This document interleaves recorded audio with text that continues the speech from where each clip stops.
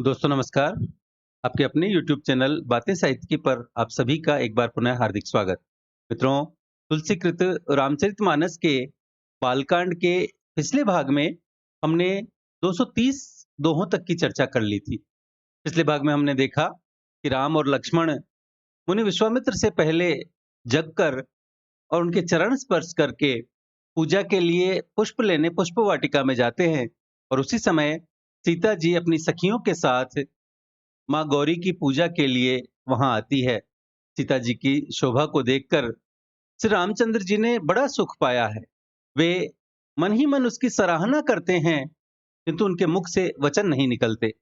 सीता जी की शोभा सुंदरता को भी सुंदर करने वाली है और ऐसा लगता है मानो सुंदरता रूपी घर में दीपक की लौ जल रही हो। तुलसी लिखते हैं कि सारी उपमाओं को तो कवियों ने झूठा कर रखा है। मैं जनक नंदिनी सीता को किससे उपमा दूं? और इस प्रकार हृदय में सीता जी की शोभा का वर्णन करके और अपनी दशा को विचार करके प्रभु श्री रामचंद्र जी पवित्र मन से अपने छोटे भाई लक्ष्मण से समयानुकूल वचन कहते हैं। आइए मित्रों, आज के इस भाग में आगे की कथा को देखते हैं। तुलसी लिखते हैं कि तात जनक तनिया यह सोई, धनुष यज्ञ जही कारण होई, पूजन गौरी सखी ले आई, करत प्रकाश फिरई फुलवाई। कि तात जनक तनिया यह सोई, कि हे तात, यह वही जनक जी की कन्या है, धनुष यज्ञ जय कारण होई, जिसके लिए धनुष यज्ञ हो रहा है। पूजन गौरी सखी ले आई, सखियां इसे गौरी पूजन के लिए ले आई हैं। और करत प्रकाश फिरई फुलवाई, और यह फुलवाड़ी में प्रकाश करती हुई फिर रही हैं। जासु बिलो की अलौकिक शोभा, सहज पुनीत मोर मन क्षोभा, तो सबु कारण जान विधाता, पर कहीं सुभद अंग सुनु भ्राता। राम कहते हैं कि जासु बिलो की अलौकिक शोभा, कि जिसकी अलौकिक सुंदरता को देखकर सहज पुनीत मोर मनु क्षोभा, स्वभाव से ही पवित्र मेरा मन शुद्ध हो गया है। तो सब कारण जान विधाता, उस सबका कारण तो विधाता ही जाने। किंतु हे भाई, पर कहीं सुबद अंग सुनु भ्राता, किंतु हे भाई सुनो, मेरे मंगलदायक अर्थात दाहिने अंग फड़क रहे हैं। रघुबंसिन कर सहज सुभाऊ, मनु कुपंथ पगु धरई न काऊ, मुहि अतिशय प्रतीति मन केरी, यही सपने हूं पर नारी न हेरी। श्री राम कहते हैं कि रघुवंशिन कर सहज स्वभाव, मनु कुपंथ पगु धरई न काऊ, कि रघुवंशियों का यह सहज स्वभाव है, अर्थात जन्मगत स्वभाव है कि मन कुपंथ पगु धरई न काऊ, कि उनका मन कभी कुमार्ग पर पैर नहीं रखता। मोहि अतिशय प्रतीति मन केरी, मुझे तो अपने मन का अत्यंत ही विश्वास है कि जेहि सपने पर नारी नहेरी, कि जिसने स्वप्न में भी पराई स्त्री पर नजर नहीं डाली, दृष्टि नहीं डाली। जिनके लहैन रिपुरन पीठी, नहीं पावहीं परतीय मनु डीठी, मंगन लहही न जिनके नाही, ते नरबर थोरे जगमाही। राम कहते हैं कि जिनके लहैन रिपुरन पीठी, कि रण में शत्रु जिनकी पीठ नहीं देख पाते, अर्थात जो लड़ाई के मैदान से पीठ दिखाकर नहीं भागते, और नहीं पावहीं परतीय मनु डीठी, और पराई स्त्रियां जिनके मन और दृष्टि को नहीं खींच पाती। मंगन लहही न जिनके नाही, और भिखारी जिनके यहां से नाही नहीं पाते, अर्थात खाली हाथ नहीं लौटते। ते नरबर थोड़े जगमाही, ऐसे श्रेष्ठ पुरुष संसार में थोड़े हैं। करत बत कहीं अनुज सन, मन सिय रूप लोभान, मुख सरोज मकरंद छवि, करई मधुप इव पान। तुलसी लिखते हैं कि करत बत कहीं अनुज सन, मन सिय रूप लोभान, कि इस प्रकार श्री राम जी छोटे भाई से बात कर रहे हैं, पर मन सिय रूप लोभान, मन सीता जी के रूप में लुभाया हुआ है, और सीता जी के रूप में लुभाया हुआ उनका मन मुख सरोज मकरंद छवि, करई मधुप इव पान। सीता जी के मुख रूपी कमल के छवि रूपी मकरंद रस को भौरे की तरह पी रहा है। चित वहीं चकित चहु दिस सीता, कह गए नृप किशोर मनु चिंता, जह भी लोक मृग सावक नैनी, जनु तह बरिस कमल सित श्रेणी। तुलसी लिखते हैं कि चित वहीं चकित चहु दिस सीता, कि सीता जी चकित होकर चारों ओर देख रही हैं। और कह गए नृप किशोर मनु चिंता, और मन इस बात की चिंता कर रहा है कि राजकुमार कहाँ चले गए। जह बिलोक मृग सावक नैनी, जनुत है बरिस कमल सित श्रेणी। कि बाल मृग नयनी अर्थात मृग के छोने की सी आंखों वाली सीता जी जहां दृष्टि डालती हैं, वहां जनुत है बरिस कमल सित श्रेणी, वहां मानो श्वेत कमलों की कतार बरस जाती है। लता ओट तब सखिन लखाए, श्यामल गोर किशोर सुहाए।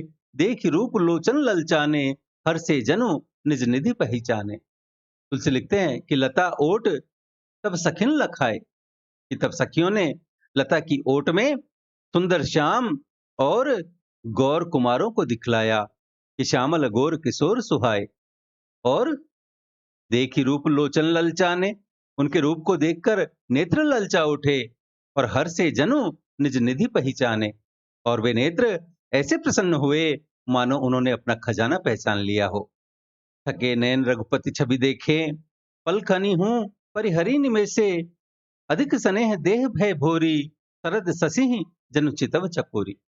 तुलसी लिखते हैं कि थके नैन रघुपति छवि देखें, इस रघुनाथ जी की छवि देखकर नेत्र थकित अर्थात निश्चल हो गए। और पलकनी हूं परिहरी निमेषे, और पलकों ने भी गिरना छोड़ दिया। और अधिक स्नेह देह भय भोरी, और अधिक स्नेह के कारण शरीर विह्वल हो गया, बेकाबू हो गया। कैसे? शरद ससिहि जनु चितव चकोरी, मानो शरद ऋतु के चंद्रमा को चकोरी बेसुध हुई देख रही हो। लोचन मग राम ही उर आनी, दीन्हे पलक कपाट सयानी। तब से सखिन प्रेम बस जानी, कहीं न सकहीं कछु मन सकुचाने। कि लोचन मग राम ही उर आनी, कि नेत्रों के रास्ते श्री राम जी को हृदय में लाकर, और दीने पलक कपाट सयानी, और चतुर शिरोमणि जानकी जी ने पलकों के किवाड़ लगा दिए, अर्थात अपने नेत्र बंद कर लिए और नेत्र बंद करके उनका ध्यान करने लगी। जब सिय सखिन प्रेम बस जानी, जब सखियों ने सीता जी को प्रेम के वश जाना, कहीं न कहीं कछु मन सकुचानी, तब वे मन में सकुचा गई, कुछ कह नहीं सकती थी। लता भवन ते प्रकट भे, कही अवसर दो भाई। निकसे जन जुग विमल विधु, जलद पटल बिलगाई। तुलसी लिखते हैं कि लता भवन ते प्रकट भे, तही अवसर दो भाई, कि उसी समय दोनों भाई लता मंडप अर्थात कुंज में से प्रकट हुए। और कैसे लग रहे थे? निकसे जनु जुग विमल विधु, जलद पटल बिलगाई, कि मानो दो निर्मल चंद्रमा बादलों के पर्दे को हटाकर, जलद पटल अर्थात बादलों के पर्दे को बिलगाई अर्थात हटाकर निकले हों। तुलसी आगे लिखते हैं कि शोभा सीम सुभग दो उबीरा, नील पीत जल जाब शरीरा। मोर पंख सिर सोहत नीके, गुच्छ बीच बिच कुसुम कली के। कि शोभा सीम सुभग दो उबीरा, कि दोनों सुंदर भाई शोभा की सीमा है। नील पीत जल जाब शरीरा, उनके शरीर की आभा नीले और पीले कमल की सी है। और मोर पंख सिर सोहत नीके, सिर पर सुंदर मोर पंख सुशोभित हैं। और गुच्छ बीच बिच कुसुम कली के, और उनके बीच बीच में फूलों की कलियों के गुच्छे लगे हुए हैं। और भाल तिलक श्रम बिंदु सुहाए, श्रवण सुभग भूषण छवि छाए। विकट भ्रिकुटी कच घूगर वारे, नव सरोज लोचन रत्नारे। तुलसी लिखते हैं कि भाल तिलक श्रम बिंदु सुहाए, श्रवण सुभग भूषण छवि छाए, कि माथे पर तिलक और पसीने की बूंदें शोभायमान है। और श्रवण सुभग भूषण छवि छाए, और कानों में सुंदर भूषणों की छवि छाई हुई है, आभूषणों की छवि छाई हुई है। और विकट भ्रिकुटी कच घूगर वारे, भौहें टेढ़ी हैं और घुंघराले बाल हैं। और नव सरोज लोचन रत्नारे, और नए लाल कमल के समान रत्नारे अर्थात लाल नेत्र हैं। चारु चिबुक नासिका कपोला, हास बिलास लेत मनु मोला। मुख छवि कहीं न जाई मोहि पाही, जो बिलो की बहु काम लजाही। तुलसी लिखते हैं कि चारु चिबुक नासिका कपोला, कि ठोड़ी नाक और गाल बड़े सुंदर हैं, चारु सुंदर हैं। और हास बिलास लेत मनु मोला, और हंसी की शोभा मन को मोल लिए लेती है। और मुख छवि कहीं न जाए मोहि पाही, और मुख की छवि तो मुझसे कहीं ही नहीं जाती। जो बिलो की बहु काम लजाही, जिसे देखकर बहुत सारे कामदेव लजा जाते हैं। उर्मणिमाल कंबु कल गीवा, काम कलभ कर भुजबल सीवा। सुमन समेत बाम कर दोना, सांवर कुंवर सखी सुठी लोना। तुलसी लिखते हैं कि उर मणिमाल कंबुगल ग्रीवा, कि वक्ष स्थल पर मणियों की माला है और शंख के समान सुंदर गला है। और काम कलभ कर भुजबल सीवा, और कामदेव के हाथी के बच्चे की सूंड के समान, अर्थात उतार चढ़ाव वाली और कोमल भुजाएं हैं, जो बल सीमा अर्थात बल की सीमा है। सुमन समेत बाम कर दोना, जिनके बाएं हाथ में फूलों सहित दोना है। सांवर कुंवर सखी सुठी लोना, ये सखी वह सांवला कुंवर तो बहुत ही सलोना है। के हरि कटि पट पीत धर, सुषमा सील निधान, देखी भानु कुल भूष नहीं, बिसरा सखिन अपान। तुलसी लिखते हैं कि के हरि कटि पट पीत धर, कि सिंह किसी पतली और लचीली कमर वाले, पीतधर पीतांबर धारण किए हुए, सुषमा शील निधान शोभा और शील के भंडार, देखी भानु कुल भूषण नहीं, बिसरा सखिन अपान। सूर्य कुल के भूषण श्री रामचंद्र जी को देखकर सखियां अपने आप को भूल गई। धरि धीरज एक आली सयानी, सीता सन बोली गही पानी, बहुरी गौरी कर ध्यान करेहु, भूप किशोर देख किन लेहु। धरि धीरजु एक आली सयानी, एक चतुर सखी धीरज धरकर और सीता सन बोली गही पानी, और सीता जी का हाथ पकड़कर गही पानी, उनका हाथ पकड़कर सीता से बोली, क्या बोली कि बहुरी गोरी कर ध्यान करे हो, कि गिरिजा जी का ध्यान फिर कर लेना, इस समय तो भूप किशोर देख किन ले हो, इस समय राजकुमार को क्यों नहीं देख लेती। क्योंकि सीता ने राम को देखकर अपने नेत्र बंद कर लिए थे। तब उस सखी ने सोचा कि ये गिरजा जी का ध्यान लगा रही हैं, पार्वती जी का ध्यान लगा रही हैं। तब वह चतुर सखी धीरज धरकर और हाथ पकड़कर सीता से कहती है कि गिरजा जी का ध्यान तो बाद में कर लेना, इस समय इस राजकुमार को देख लो। सकुचि सिंह तब नयन उघारे, सन्मुख दो रघुसिंह निहारे, नखसिक देखी राम के शोभा, सुमिर पिता पनु मनु अति क्षोभा। तुलसी लिखते हैं कि सकुचि सिंह तब नयन उघारे, कि तब सीता जी ने सकुचा कर नेत्र खोले और सन्मुख दो रघुसिंह निहारे, और रघुकुल के दोनों सिंहों को अपने सामने खड़े हुए देखा। और नख सिख देखी राम के शोभा, और नख से शिख तक अर्थात पांव से लेकर सिर तक श्री राम जी की शोभा को देखकर, और सुमिर पिता पनु मनु अति क्षोभा, और फिर पिता का प्रण याद करके, पिता की प्रतिज्ञा याद करके उनका मन बहुत क्षुब्ध हो गया।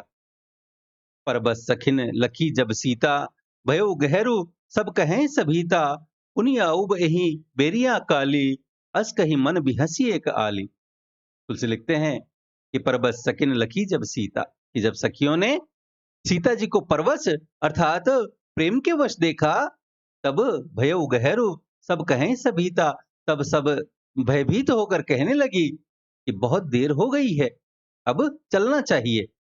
पुनि आउब एही बेरिया काली, कि कल इसी समय हम फिर आएंगी, और अस कहीं मन भी हंसी एक आली, और ऐसा कहकर एक सखी मन में हंसी। गूढ़ गिरा सुनि सिय सकुचानी, भयो विलंबु मातु भय मानी, धरी बड़ी धीर राम उर आने, फिर अपन पऊ पितु बस जाने। तुलसी लिखते हैं कि गूढ़ गिरा सुनि सिय सकुचानी, कि सखी की यह रहस्य भरी वाणी सुनकर सीता जी मन में सकुचा गई, और भयो विलंब मातु भय मानी, और देर हो गई जानकर उन्हें माता जी का भय लगा।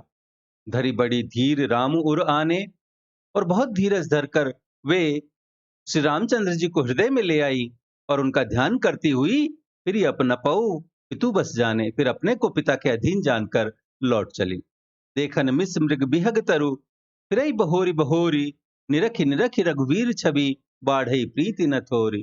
तुलसी लिखते हैं कि देखन मिस मृग बिहग तरु, रई बहोरी बहोरी, कि मृग पक्षी और वृक्षों को देखने के बहाने सीता जी बार बार घूम जा रही हैं, और निरखी निरखी रघुवीर छवि, बाढ़ई प्रीत न थोरी, और श्री राम जी की छवि को देख देख कर उनका प्रेम कम नहीं बढ़ रहा, अर्थात बहुत ही बढ़ता चला जाता है। जान कठिन शिव चाप बिसूरती, चली राखी उर श्यामल मूरति, प्रभु जब जात जान की जानी, सुख स्नेह शोभा गुण खानी। तुलसी लिखते हैं कि जान कठिन शिव चाप विसूरती, चली राखी और श्यामल मूर्ति। शिव जी के धनुष को कठोर जानकर वे विसुरती हुई अर्थात मन में विलाप करती हुई और हृदय में श्री राम जी की सांवली मूर्ति को रख करके चले। तुलसी कहते हैं कि शिव जी के धनुष की कठोरता का स्मरण आने से उन्हें यह चिंता होती थी कि ये सुकुमार रघुनाथ जी उसे कैसे तोड़ेंगे, और अपने पिता के प्रण की याद से ही उनके हृदय में क्षोभ था, इसलिए वे मन में विलाप करने लगीं। प्रेमवश ऐश्वर्य की विस्मृति हो जाने से ही ऐसा होता है। फिर भगवान के बल का स्मरण आते ही वे हर्षित हो गईं और सांवली छवि को हृदय में धारण करके चली। और प्रभु जब जात जान की जानी, सुख स्नेह शोभा गुण खानी। और प्रभु श्री राम जी ने जब सुख स्नेह शोभा और गुणों की खान श्री जानकी को जाती हुई जाना, तो परम प्रेममय मृदुमसी कीन्ही, चारों चित भीति लिख लीन्ही, गई भवानी भवन बहोरी, बंदी चरण बोली कर जोरी। कि तब परम प्रेममय मृदुमसी कीन्ही, तब परम प्रेम की कोमल शही बनाकर और चारु चित भीति लिख लीन्ही, उनके स्वरूप को अपने सुंदर चित्त रूपी भित्ति पर, दीवाल पर चित्रित कर लिया। और गई भवानी भवन बहोरी, सीता जी फिर से भवानी जी के मंदिर में गई और बंदी चरण बोली कर जोरी, और उनके चरणों की वंदना करके हाथ जोड़कर बोली कि जय जय गिरिवर राज किशोरी, जय महेश मुख चंद चकोरी, जय गजबदन सडानन माता, जगत जननी दामिनी दुति गाता। कि जय जय गिरिवर राज किशोरी, कि हे श्रेष्ठ पर्वतों के राजा हिमाचल की पुत्री पार्वती, आपकी जय हो, जय हो। जय महेश मुख चंद चकोरी, हे महादेव जी के मुख रूपी चंद्रमा की ओर टकटकी लगाकर देखने वाली चकोरी, आपकी जय हो। जय गजबदन सडानन माता, हे हाथी के मुख वाले गणेश जी और 6 मुख वाले स्वामी कार्तिकेय जी की माता, जगत जननी दामिनी दुति गाता, हे जगत जननी, हे बिजली की सी कांति युक्त शरीर वाली, आपकी जय हो। मित्रों, तुलसीदास जी ने प्रस्तुत पंक्ति जय जय गिरिवर राज किशोरी, जय महेश मुख चंद चकोरी में परंपरित रूपक का निर्वाह किया है। जैसा कि आप जानते हैं, परंपरित रूपक में 2 रूपक होते हैं। एक रूपक के द्वारा दूसरे रूपक की पुष्टि होती है। यदि पहला रूपक न हो तो दूसरे का निर्वाह नहीं हो पाता। प्रस्तुत पंक्ति जय जय गिरिवर राज किशोरी, जय महेश मुख चंद चकोरी में गिरिराज किशोरी को चकोरी और महेश के मुख को चंद्रमा बताया है। गिरिराज किशोरी तभी तक चकोरी है जब तक महेश के मुख को चंद्रमा बताया जाए, और इस प्रकार एक रूपक दूसरे रूपक के कारण है, और इसलिए यहां परंपरित रूपक है क्योंकि मुख चंद्र के अभाव में चकोरी का कोई आधार नहीं होता। आगे तुलसी लिखते हैं कि नहीं तब आदि मध्य अवसाना, अमित प्रभाव वेद नहीं जाना, भव भव विभव पराभव कारिणी, विश्व विमोहनी स्वबस बिहारिणी। कि नहीं तब आदि मध्य अवसाना, सीता कहती हैं कि आपका न आदि है, न मध्य है और न अंत है। अमित प्रभाव वेदु नहीं जाना, आपके असीम प्रभाव को वेद भी नहीं जानते। भव भव विभव पराभव कारिणी, आप संसार को उत्पन्न, पालन और नाश करने वाली हैं। और विश्व विमोहनी स्वबस विहारिणी, और विश्व को मोहित करने वाली और स्वतंत्र रूप से विहार करने वाली हैं। पति देवता सुतीय महु, मातु प्रथम तव रेख, महिमा अमित न सकहीं कही, सहस शारदा शेष। सीता कहती है कि पति देवता सुतीय महु, मातु प्रथम तव रेख, कि पति को इष्ट देव मानने वाली श्रेष्ठ नारियों में हे माता आपकी प्रथम गणना होती है। और महिमा अमित न सकहीं कही, सहस शारदा शेष, और आपकी अपार महिमा को हजारों सरस्वती और शेष जी भी नहीं कह सकते।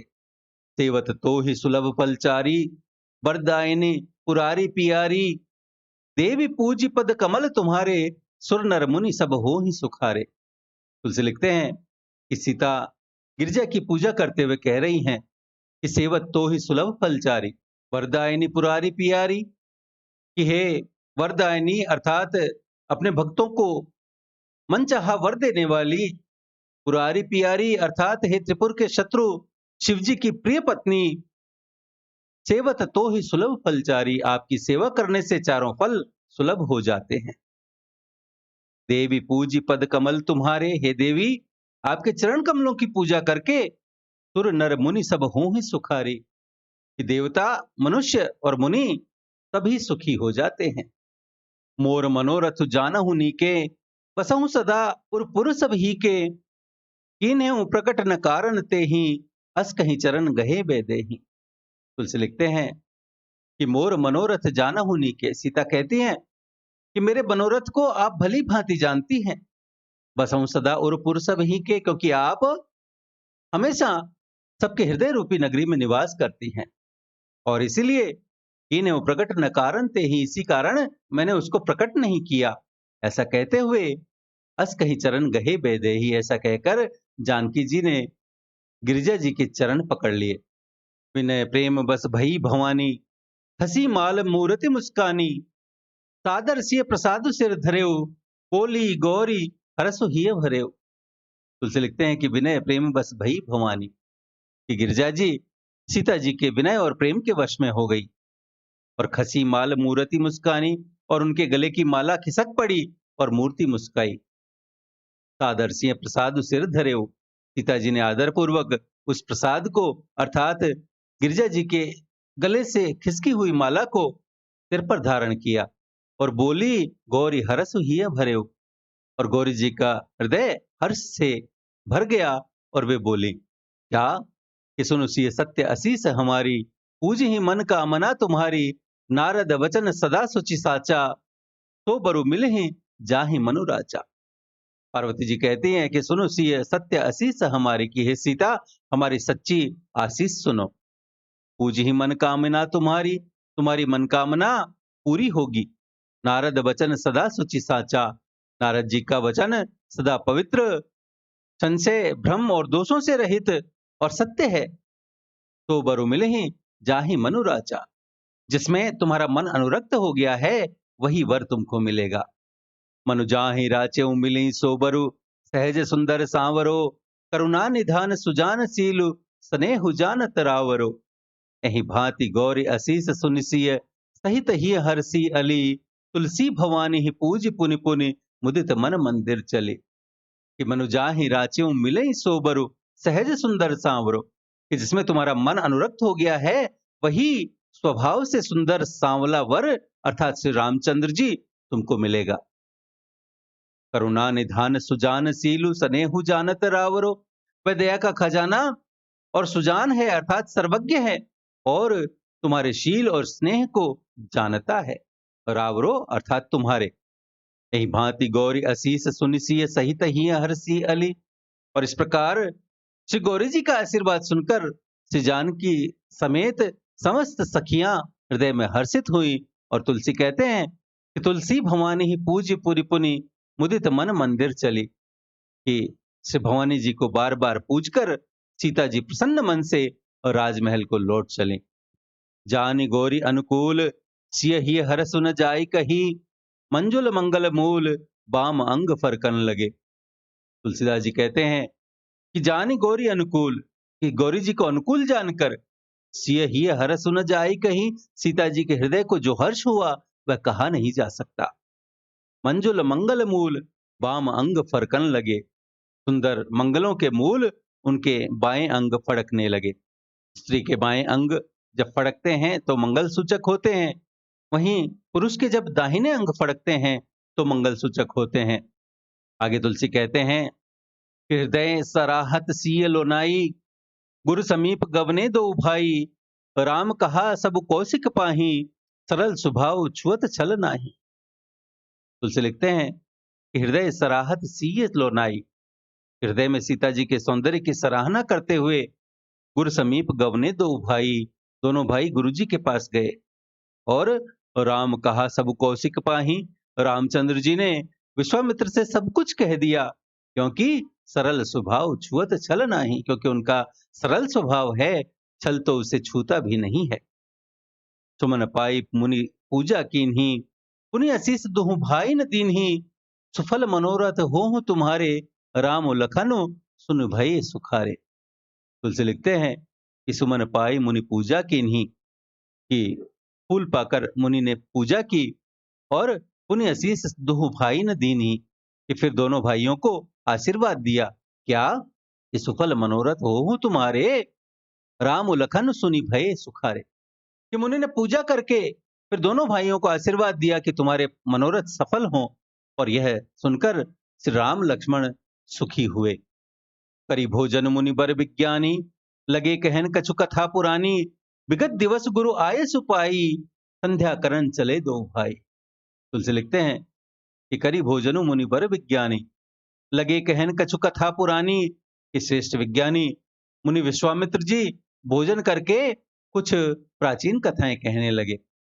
और इतने में ही विगत दिवस दिन बीत गया, और गुरु आयसु पाई, गुरु जी की आज्ञा पाकर संध्या करन चले दो भाई, दोनों भाई संध्या करने चले। तुलसी लिखते हैं कि प्राची दिसि ससी उयऊ सुहावा, सिय मुख सरिस देखि सुख भावा, बहुरि विचारु कीन मन माही, सिय बदन सम हिम कर नाही। तुलसी लिखते हैं कि प्राची दिशि शशि उयऊ सुहावा, कि उधर पूर्व दिशा में सुंदर चंद्रमा उदय हुआ। सिय मुख सरिस देखि सुख पावा, श्री रामचंद्र जी ने उसे सीता के मुख के समान देखकर सुख पाया। और फिर मन में विचार किया, बहुरि विचारु कीन मन माही, फिर मन में विचार किया कि सिय बदन सम हिम कर नाही, कि यह चंद्रमा सीता जी के मुख के समान नहीं है। मित्रों, प्रस्तुत पंक्ति में प्रतीप अलंकार का प्रयोग किया गया है।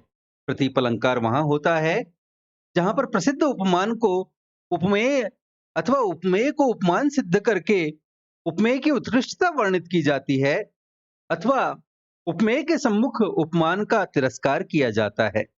जैसा कि प्रस्तुत पंक्ति में सिय बदन सम हिम कर नाही, उपमान को उपमेय की उपमा के अयोग्य बताकर तुलसी ने प्रतीप अलंकार का प्रयोग किया है कि चंद्रमा सीता जी के मुख की उपमा के योग्य नहीं है, सीता जी के मुख के समान नहीं है।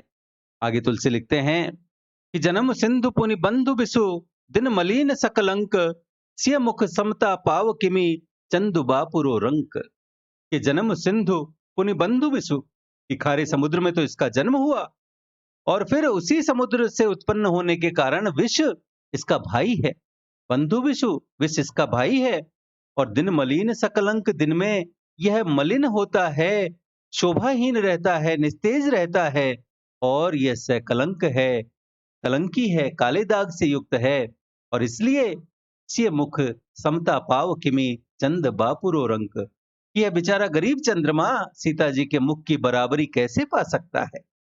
मित्रों, प्रस्तुत पंक्ति में भी पुनः प्रतीप अलंकार का प्रयोग किया गया है कि सीता जी के मुख अर्थात उपमेय की तुलना बेचारा चंद्रमा उपमान नहीं कर सकता। उपमेय की श्रेष्ठता प्रतिपादित होने के कारण यहां भी प्रतीप अलंकार का प्रयोग किया गया है।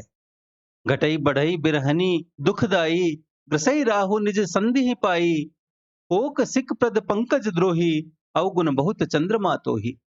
तुलसी आगे लिखते हैं कि राम मन में सोच रहे हैं कि घटई बढ़ई बिरहनी दुखदाई, कि फिर यह चंद्रमा घटता है, बढ़ता है, और विरहिणी स्त्रियों को दुख देने वाला है।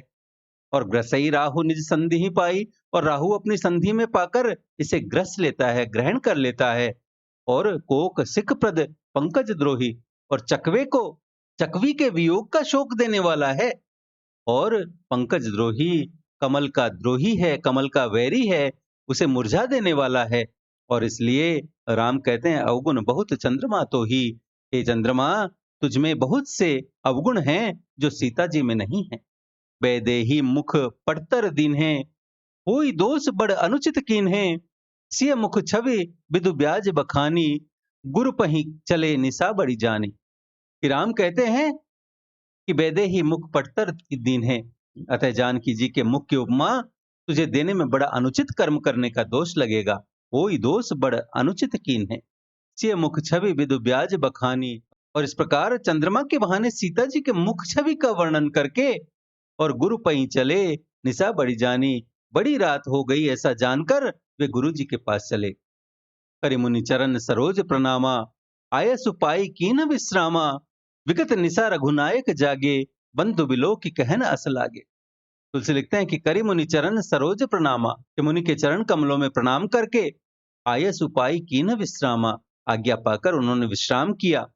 और विगत निशा रघुनायक जागे, रात बीतने पर श्री रघुनाथ जी जागे और बंधु बिलो की कहन अस लागे, और भाई को देखकर ऐसा कहने लगे। क्या कहने लगे कि उदऊ अरुण अवलोकहु ताता, पंकज कोक लोक सुखदाता, बोले लखन जोर जुग पानी, प्रभु प्रभाव सूचक मृदुबानी।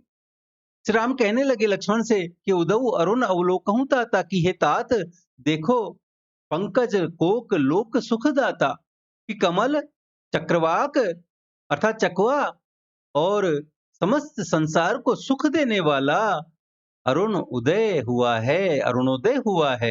बोले लखन जोर जुग पानी, लक्ष्मण जी दोनों हाथ जोड़कर और प्रभु प्रभाव सूचक मृदुबानी, प्रभु के प्रभाव को सूचित करने वाली कोमल वाणी में बोले कि अरुणोदय सकुचे कुमुद, उड़गन ज्योति मलीन, जिम तुम्हार आगमन सुनी भय नृपति बलहीन। कि अरुणोदय सकुचे कुमुद, लक्ष्मण कहते हैं कि अरुणोदय होने से कुमुदनी सकुचा गई है और उड़गन ज्योति मलिन और तारागणों का प्रकाश फीका पड़ गया है। जिम तुम्हार आगमन सुनी भय नृपति बलहीन, जिस प्रकार आपका आना सुनकर सब राजा बलहीन हो गए हैं। लक्ष्मण कहते हैं कि नृप सब नखत करहीं उजियारी, तारि न सकहीं चाप तम भारी, कमल कोक मधुकर खगनाना, हर से सकल निशा अवसाना। लक्ष्मण कहते हैं कि नृप सब नखत करहीं उजियारी, कि सब राजा रूपी तारे उजाला करते हैं, मंद प्रकाश करते हैं, पर टारे न सकहीं चाप तम भारी, पर वे धनुष रूपी महान अंधकार को नहीं हटा सकते। कमल कोक मधुकर खगनाना, हर से सकल निशा अवसाना, कि रात्रि का अंत होने से जैसे कमल, चकवे, भौरे और नाना प्रकार के पक्षी हर्षित हो रहे हैं, हर से सकल निशा अवसाना, ऐसे ही प्रभु सब भगत तुम्हारे, कोई यहीं टूटे धनुष सुखारे, उयऊ भानु बिनु श्रम तम नासा, दुरे नखत जग तेजु प्रकाशा। लक्ष्मण कहते हैं कि हे प्रभु ऐसे ही प्रभु सब भगत तुम्हारे, हे प्रभु आपके सब भक्त हो यहीं टूटे धनुष सुखारे, आपके सब भक्त धनुष टूटने पर सुखी होंगे। उयऊ भानु बिनु श्रम तमनासा, सूर्य उदय हुआ और बिना परिश्रम अंधकार नष्ट हो गया। दुरे नखत तारे छिप गए और जग तेज प्रकाशा, और जग में संसार में तेज का प्रकाश हो गया। रवि निज उदय ब्याज रघुराया, प्रभु प्रताप सब नृपन दिखाया, तव भुज बल महिमा उद्घाटी, प्रगटी धनु विघटन परिपाटी। कि रवि निज उदय ब्याज रघुराया, हे रघुनाथ जी सूर्य ने अपने उदय के बहाने, ब्याज अर्थात बहाने, प्रभु प्रताप को सब नृपन दिखाया, सब राजाओं को प्रभु का अर्थात आपका प्रताप दिखलाया है। तव भुज बल महिमा उद्घाटी, आपकी भुजाओं के बल की महिमा को उद्घाटित करने अर्थात खोलकर दिखाने के लिए प्रगटी धनु विघटन परिपाटी, यह धनुष तोड़ने की यह परिपाटी, यह पद्धति प्रकट हुई है।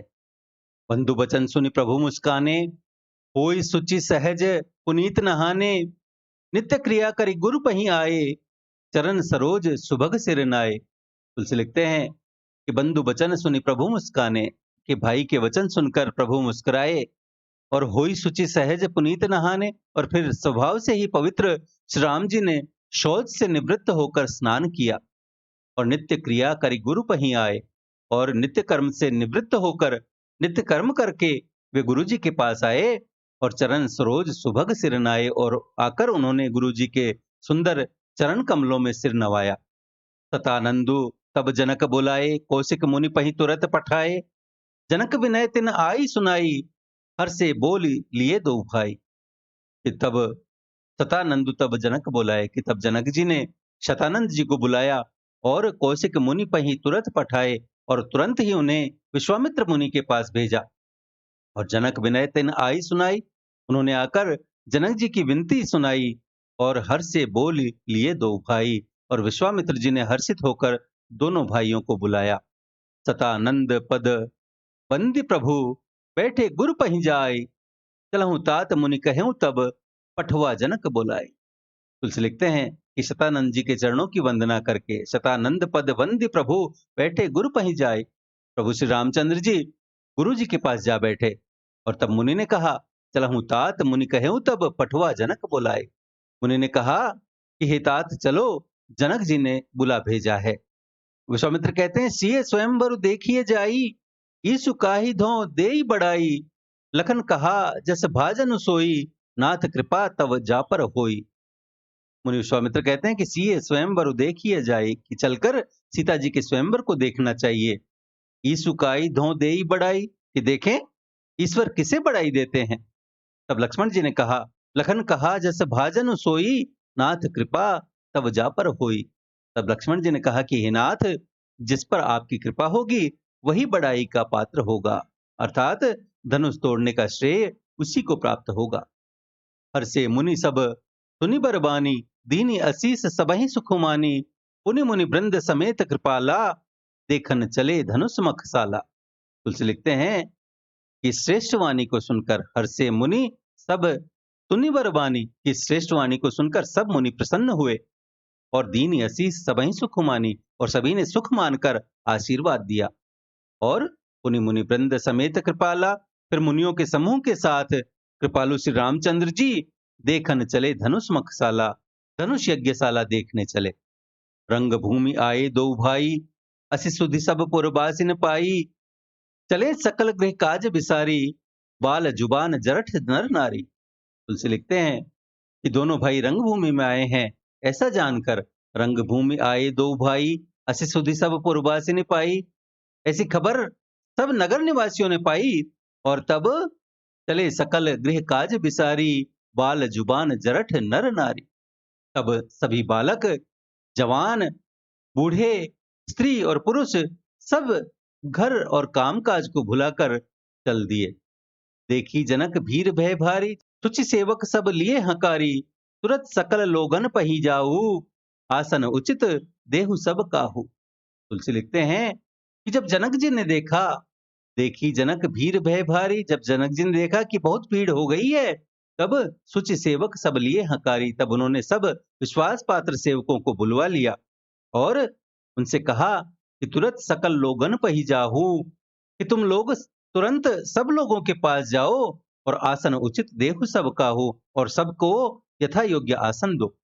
कहीं मृदु बचन विनीत तिन्ह, बैठा रे नर नारी। उत्तम मध्यम नीच लघु, निज निज थल अनुहारी। तुलसी लिखते हैं कि उन सेवकों ने कही मृदु वचन विनीत तिन्ह, बैठा रे नर नारी। उन सेवकों ने कोमल और नम्र वचन कह करके और उत्तम मध्यम नीच लघु निज निज थल अनुहारी, उत्तम मध्यम नीच और लघु अर्थात सभी श्रेणी के स्त्री पुरुषों को अपने अपने योग्य स्थान पर बैठाया। तो मित्रों, आज के लिए इतना ही। बालकांड की शेष कथा की चर्चा हम अगले वीडियो में करेंगे। तब तक के लिए यदि आपको हमारा यह प्रयास पसंद आया हो तो कृपया वीडियो को लाइक करें, अपने मित्रों के साथ साझा करें। पीडीएफ तथा अन्य सहायता के लिए हमसे टेलीग्राम पर जुड़ें, चैनल को सब्सक्राइब करें और भविष्य के सभी वीडियोज की सूचना अपने तक सबसे पहले पहुंचाने के लिए घंटी वाला बटन दबाएं और देखते रहें बातें साहित्य की। धन्यवाद।